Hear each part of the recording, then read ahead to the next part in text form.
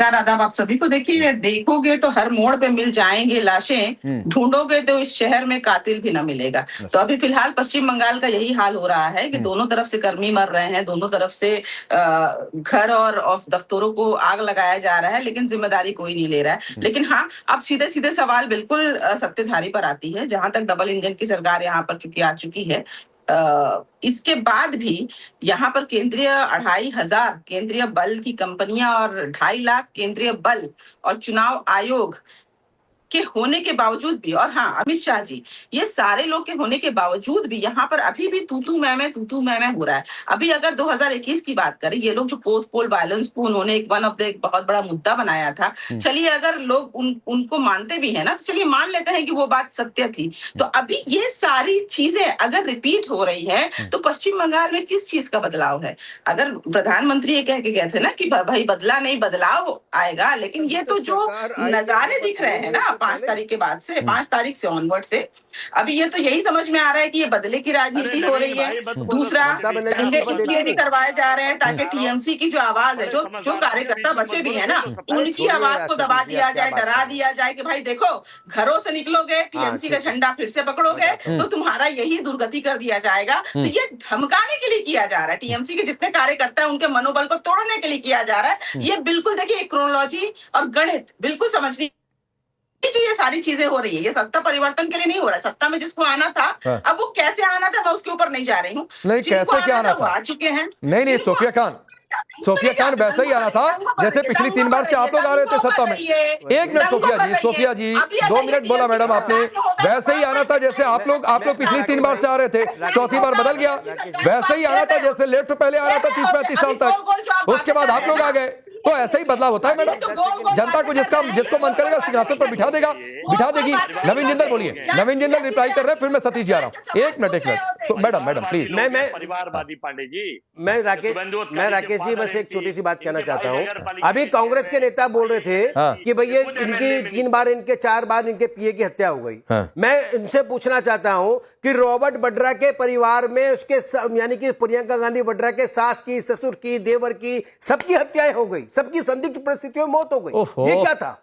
वो किसने कराई? क्या है? आज सवाल उठाएंगे उसके बारे में हम। नहीं, आप कैसी बातें करते हैं? नहीं, इसके बारे में कुछ भी बोलते हैं आप। मैंने उनकी बात को भी खारिज किया। भाई डिबेट डिरेल मत करिए, ये विषय नहीं है। नहीं नवीन जिंदल प्लीज, मैंने अजय वर्मा की भी बात को खारिज किया, आपकी भी बात को उधर नहीं डिबेट लगा सकते हैं। हाँ ठीक है, लेकिन वो लगातार, और फिर भी लगातार बोलते रहे कि सहयोग है।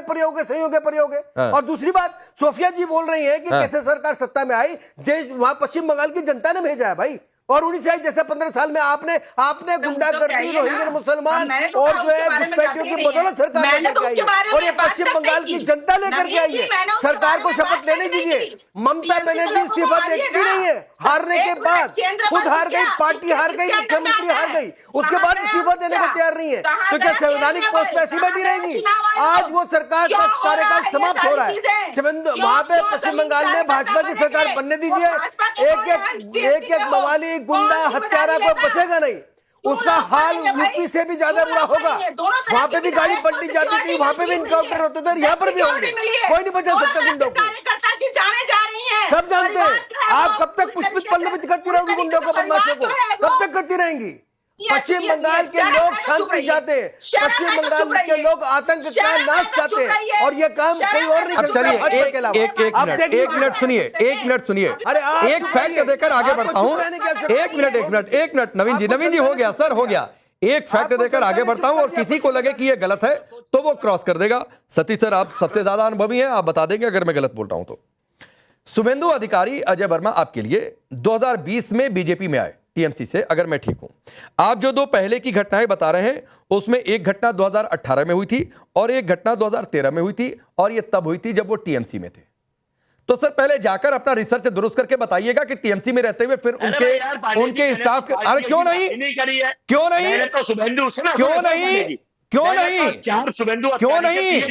आपने जब पहले की दो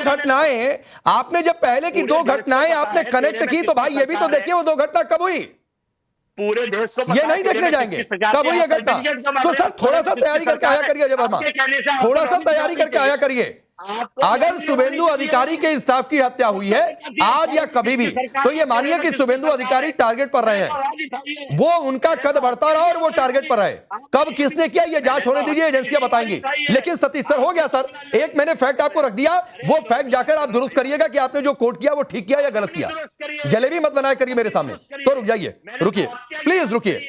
सतीश सर, मैं फिर अपने पहले सवाल पर लौट के आता हूं, और सवाल यह जो मैंने साइलस जी से पूछा था कि क्या आज का दिन ये नैरेटिव चुनने के लिए कि दीदी आप हारी नहीं है, आप तो बहुत अच्छा लड़े, ये तो हरा दिया गया, क्या ये ठीक है? नंबर एक बात।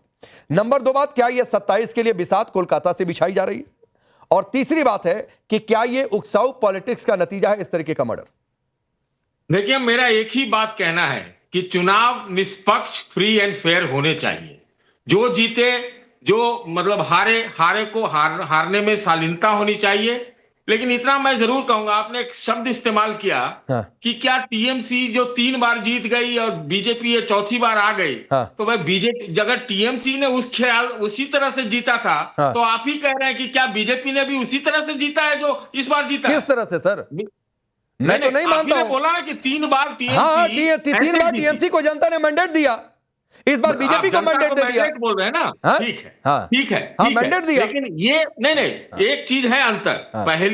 पहली बार में मैं रिपीट कर रहा हूं ये बात कि भाई पिछले 3 चुनावों में टीएमसी जब जीती, बदमाशी से जीती, बेईमानी से जीती, सब करके जीती, लेकिन 27 लाख वोट नहीं कटे थे। ये पहली बार हुआ है। ठीक। और सर एक और आंकड़ा है, आप ज्यादा हो सकता है कि आपने देखा भी होगा कि एक रिपोर्ट आई है, वो सही गलत क्या है, कि अगर ये 27 लाख नहीं भी कटे होते, वो आया जिन 50 सीटों की बातचीत हो रही है, शायद आपका इशारा उधर है, तो वो 50 अगर या तो टोटल उधर जाता नहीं, अगर मान लीजिए चला भी जाता तो भी नतीजों में बहुत परिवर्तन नहीं आ गया होता, तो भी बीजेपी के पास मैंडेट रहता सर, और पूरे बहुमत के साथ ही वो सरकार बना रही होती। लेकिन मेरे सवाल का जवाब नहीं दिया सर आपने, मेरे सवाल का जवाब नहीं दिया, ये यूपी वाले से जोड़कर। सतीश जी, मैं जवाब दूं? नहीं, आप ठीक कह रहे हैं कि 27 लाख के बगैर भी जीत जाते, तो जीत जाते हो ऐसे ही। हाँ ठीक बात है, मैं बिल्कुल सहमत हूँ आपकी इस बात से, मैं बिल्कुल सहमत हूँ। अगर वो नाम गलत कटे हैं और कल को कोर्ट उस पर फैसला देता है उनके हक में, तो ये बीजेपी को जवाब देना होगा सतीश जी कि उनके हक मारी कैसे हुई। ये मैं बिल्कुल आपकी इस बात से सहमत हूं, लेकिन मेरा सवाल वाला जवाब नहीं आया। चलिए साइलस जी आप ही दे लीजिए। देखिए, अभी 27,15,000 वोटों की 27 लाख वाले पर मत आइए सर, मैं अभी 27 की बात कर लीजिए, अभी 27 की बात कर लीजिए, 27 लाख की बात बाद में करेंगे जब कोर्ट का फैसला आ जाएगा। सर मैं आपसे आगे खड़ा होकर सवाल करूंगा, ये निश्चित रहिए बस पांडे जी, लेकिन अभी 27 की बात करिए। हो सकता है भारतीय जनता पार्टी 250 सीट जीत जाती, मैं तो ये कह रहा हूं। हो सकता है 207 की जगह भारतीय जनता पार्टी को 250 सीट मिल जाती, लेकिन बात और सवाल ये है पांडे जी कि वो 27,15,000 लोग हैं, वो भारत के नागरिक थे, उनको महरूम नहीं किया जा सकता। ठीक है, ये मैं कह रहा हूं कोर्ट में है ना मामला सर। अगर जिस दिन कोर्ट ने 27 लाख लोगों के उनके अधिकार की गलत नाम हटाता, आपसे आगे खड़ा होकर मैं सवाल करूंगा। और वो लेकिन ये बात तब, लेकिन आप 27 पर क्यों नहीं बोल रहे हैं? 27 अगले साल के बारे में क्यों नहीं बोल रहे हैं? 27 में समाजवादी ये नैरेटिव आप बंगाल में गए थे सेट करने के लिए। 27 में समाजवादी पार्टी पूर्ण बहुमत से सरकार बना, अरे फिर वही बात है, नवीन जिंदल कोलकाता जगह चुनी गई 27 का नैरेटिव सेट करने के लिए, और इस पर कोई नहीं बोलने के लिए तैयार है। कैसा नैरेटिव? कौन सा नैरेटिव? सर जाकर देखिए, आपको नई नैरेटिव लग रहा है तो नवीन जिंदल बोलिए, कुंदरकी की जाकर बात कर रहे हैं, क्या जरूरत है पश्चिम बंगाल में कुंदरकी की बात करने की? तो कुंदरकी में क्या हुआ? ठीक है, तो नैरेटिव सेट कर रहे हैं भाई। नवीन जिंदल बोलिए भाई, कर क्या रहे हैं ये लोग? भाई मेरा राकेश भाई, मेरा एक कहना है कि 27 का नैरेटिव सेट करने के लिए आपको स्थान पे पॉजिटिव बातें करनी पड़ेंगी।